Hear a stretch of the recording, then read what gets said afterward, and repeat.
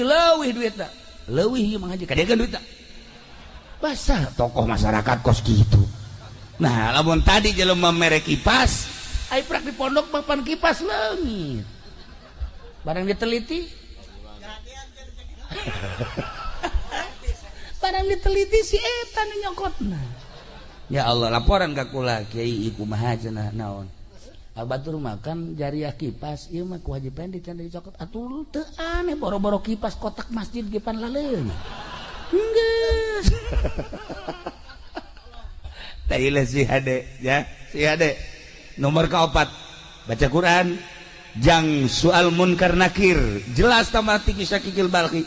nomor kaopat ka tilu nomor kaopatna ieu sedekah jeung puasa orang teu kuat sedekahna tiis bakalna di jero kubur teh urang loba sedekah teh ya Allah ya Rabbi di jero kubur ngeunah